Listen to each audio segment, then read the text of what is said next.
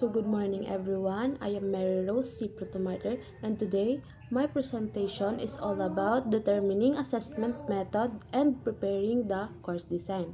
So we can now proceed to the learning objectives. So first, differentiate assessment methods, which is formative, summative, norm reference, and criterion reference, and identify their appropriate applications in competency-based training.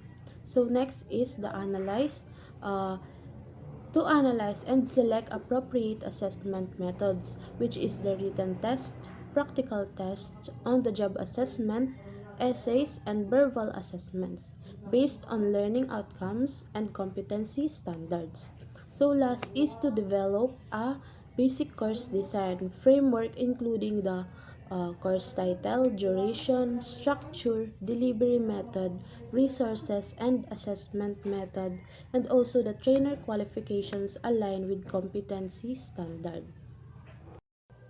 So, we will discuss first the determining assessment method. So, assessment method. Assessment method is the use of methods to measure a learner's achievement of intended outcomes. Includes first is the formative assessment and second is the summative assessment. So, assessment means gumagamit po tayo ng iba't ibang way or paraan para sukatin kung na-achieve ba ng student yung mga goals or yung intended learning outcomes. So, ito yung process kung saan chine-check kung may natutunan talaga ang learner based sa objectives ng lesson. So, meron po tayo yung dalawa. It includes the formative assessment and summative assessment.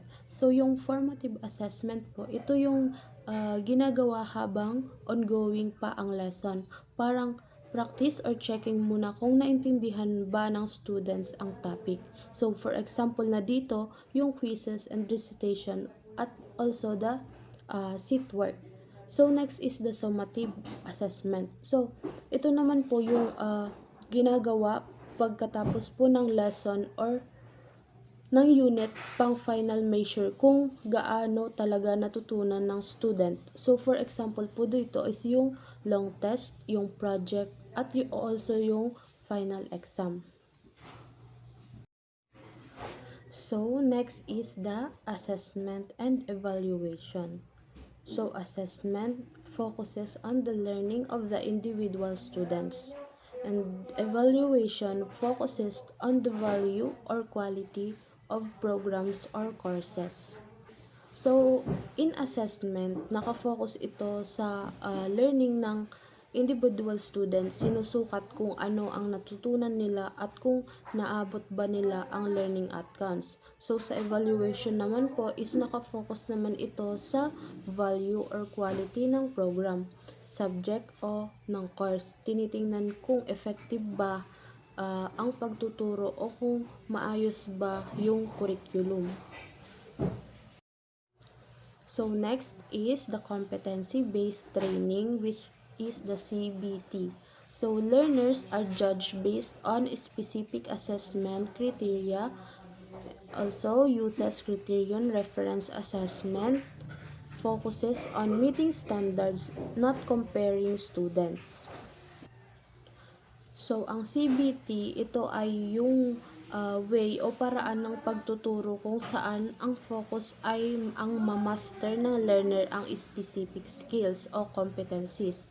So, ang learners ay hinuhusgahan based nga po sa malinaw at specific na assessment ng kriteria. So, gumagamit ito ng criterion references assessment. Ibig sabihin, kinukumpara ang performance po ng students sa set ng standards, hindi sa performance ng ibang students.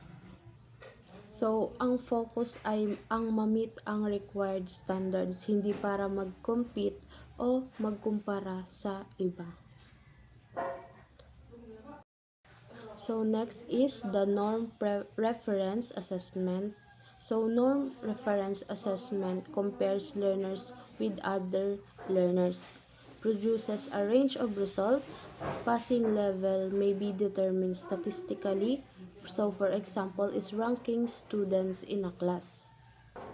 So, ang norm reference assessment, ito ay yung uri ng assessment kung saan kinukumpara ang performance ng isang learner sa ibang learners.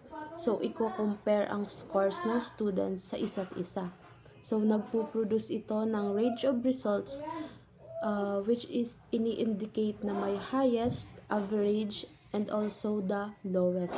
So, ang passing level minsan ay base sa statistics o overall performance sa buong class. So, next is the Criterion Reference Assessment. So, Criterion Reference Assessment compares learners' performance with set standards or criteria. Standards are set before the test. Students are not compared with each other, common in vocational education. So, ang Criterion Reference Assessment, ito yung assessment kung saan ang performance ng learner ay kinukumpara sa set standards o criteria. So, may malinaw na standards na nakaset bago pa gawin ang test. So, kino-compare ang students sa isa't isa. So, tinitingnan kung na-meet ba ng learner ang required competency. So, common ito sa vocational education tulad ng technical education and skills development. So, next is we have here the types of assessment method. So, this is a range of assessment methods that can be used to assess learner achievement. These assessment methods can be grouped into different types which vary in their objectivity. That is, the degree of judgment required by the person carrying out the assessment. So, first is the written objective test or select answer type. So, the written objective test select answer type, we have here three methods, which is the true or false statements. So, learner choose between two alternatives, only one of which is correct. So, the alternatives can be yes, no, correct, incorrect, right, wrong, as well as the true or false. So, next is the multiple choice. Consists of questions or statement and the set of alternative answers, usually four of which only one is the correct. So, last is the matching. Learners match information from one list with information in another list. We have also here the written objective test but in a supply answer type. So, also, may tatlong methods sa supply answer type. So, first is the calculations. So, calculations, learners are asked to calculate the numerical answer to a question. So, next is the completion. A sentence is completed by adding the correct words or words. So, last is the short answer. Learners are expected to write a number, one or two words or a sentence in response to a question. So, next is the practical test. So, in practical test also have three methods. First is the simulated. Learners complete an exercise that closely resembles a workplace function. Next is the structured practical exercises.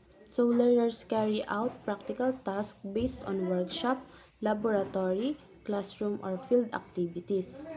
So, exercises tend to be parts of workplace tasks.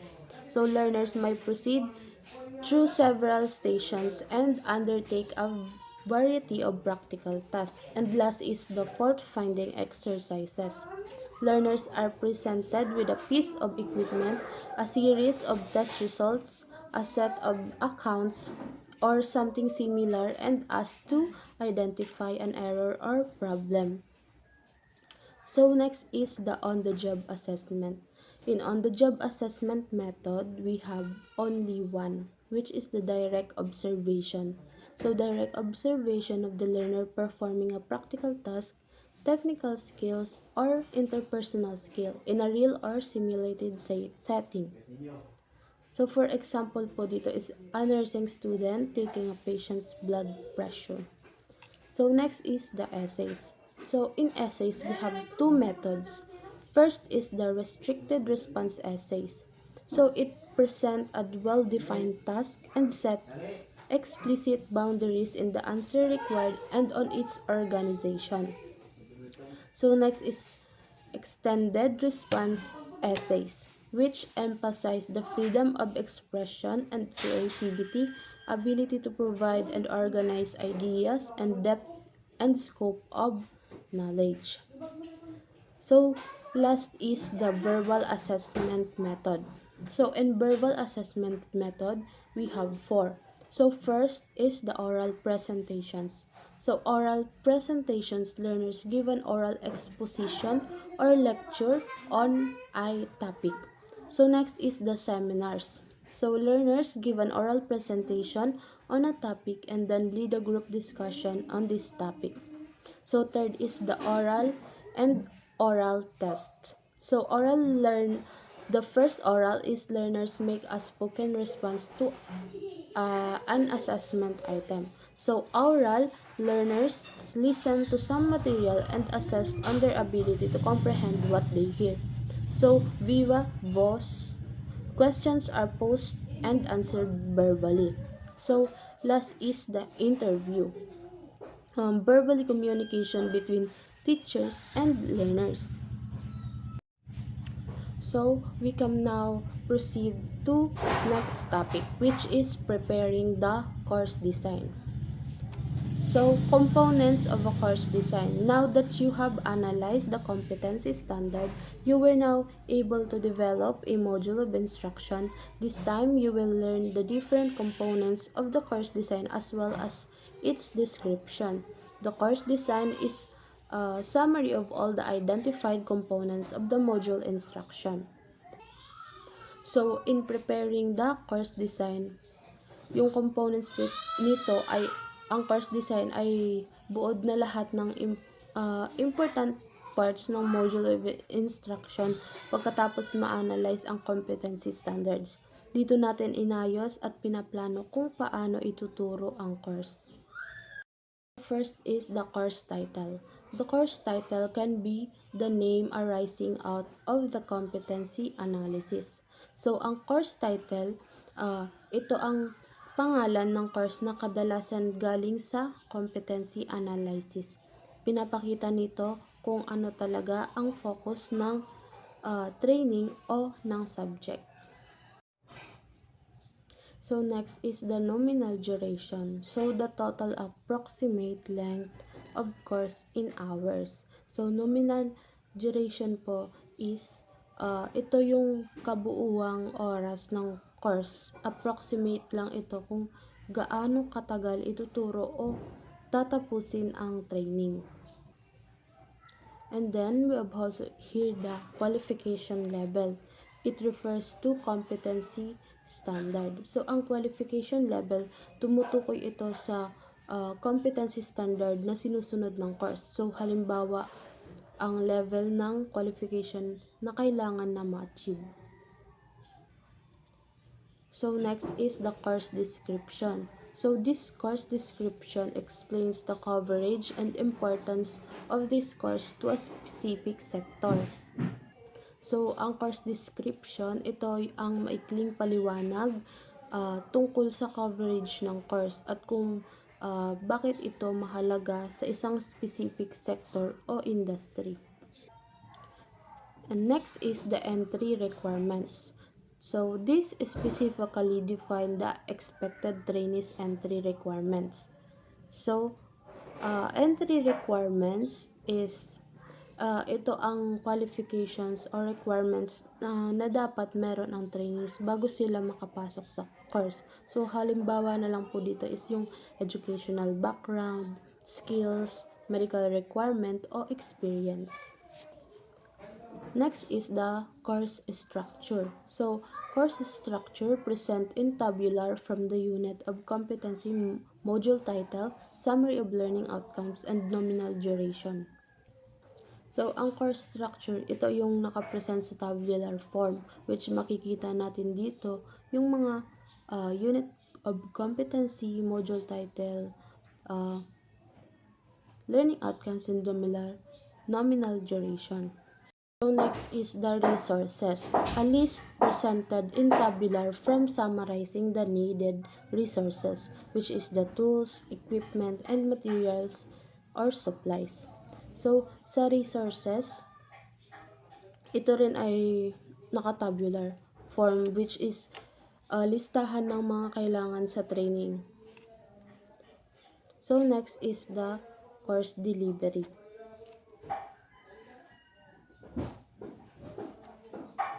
So, course delivery, a list summarizing the training methodology that is based on the module content and the developed module of instructions. So, course delivery, ito ay listahan ng training methodologies na gagamitin sa pagtuturo.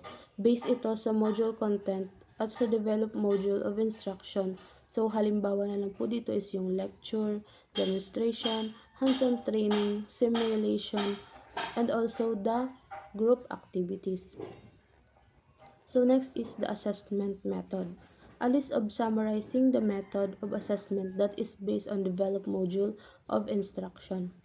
So assessment method, ito naman po ay listahan ng mga paraan kung paano susukatin ang learning ng trainees. Based rin ito sa developed module of instruction. So, halimbawa na po dito is yung written test, practical exam, oral questioning, and also the performance assessment. So, last is the trainer's qualification. A list of trainer's qualification found on the competency standard. So, trainer's qualification, ito yung mga listahan ng qualifications ng trainer na makikita sa competency standard. So, ang halimbawa po dito is yung required NC level, work experience, training methodology certificate like TM, at iba pa. So, this is the sample course design. So, course design with first is the course title. So, for example, is the develop training curriculum leading to trainer qualification to designer or developer. So, it also included the nominal duration, course description, entry requirements. So, sa course structure, we have the basic competencies, core competencies, and also the resources, course delivery, assessment methods, and also the trainer's qualification. And that's all po. Thank you.